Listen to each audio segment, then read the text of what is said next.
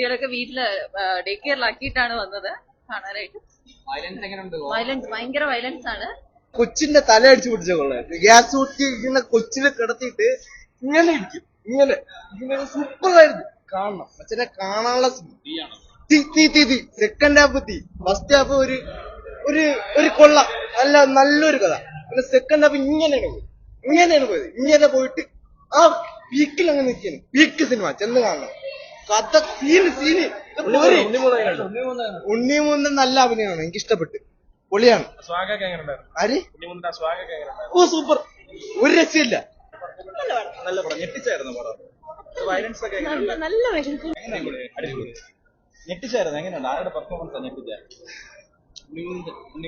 അഭിമാനി എങ്ങനെയുണ്ട്? ഷമീദിൽ എങ്ങനെയുണ്ട്? എല്ലാരും അടിപൊളിയായിരുന്നു. നല്ല വയലൻസ് ആണ്. നന്നായിട്ട് അഭിനയിച്ചു. രക്ഷയില്ല. മസ്റ്റായിട്ട് പോയി കാണേണ്ട ഒരു സിനിമയാണ്. അത്രേ ഉള്ളൂ, വേറെ ഒന്നും ഇല്ല. നല്ല എക്സ്പീരിയൻസ് ആയിരുന്നു. സ്റ്റോറി വൈസ്ലി നോർമൽ ആണെങ്കിലും ആദ്യമായിട്ടാണ് ഇങ്ങനത്തെ റിട്ടേൺ കാണുന്നത്. ഭയങ്കര റൂട്ട്ലെസ് എക്സ്പീരിയൻസ് ആണ്. കുറച്ച് ഇതുള്ളവർക്ക് കണ്ടോണ്ടിരിക്കാൻ പറ്റും. വേറെ തന്നെ ഫസ്റ്റ് ടൈം പുള്ളിക്കാരൻ പൊളിച്ചു വെച്ചിട്ടുണ്ട്. പക്ഷെ റൂത്ത്ലെസ് ആണ്, ഫുൾ റൂത്ത്ലെസ് ആണ്. നല്ല എക്സ്പീരിയൻസ്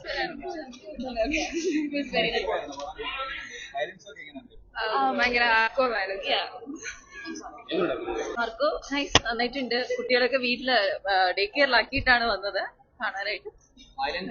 വയലൻസ് ഭയങ്കര വയലൻസ് ആണ്. ചില സീനുകൾ കാണുമ്പോൾ നമ്മൾ യു എന്ന് പറഞ്ഞു പോകും. പക്ഷെ നൈസ്, വേറൊരു ജോണറിലുള്ള ഒരു മൂവി.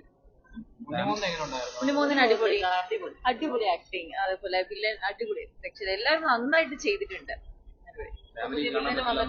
ഫാമിലിക്ക് കാണാൻ പറ്റില്ല. വയലൻസ് അധികം ഉണ്ട്. സോ കുട്ടികൾക്ക് കാണാൻ പറ്റില്ല, അതറിയാലോ. കുട്ടികൾക്ക് കാണാൻ പറ്റില്ല.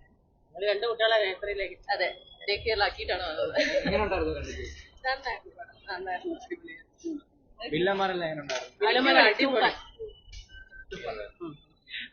ഷോബിയുടെ മകനല്ലേ വില്ലനായിട്ട്? അടിപൊളി.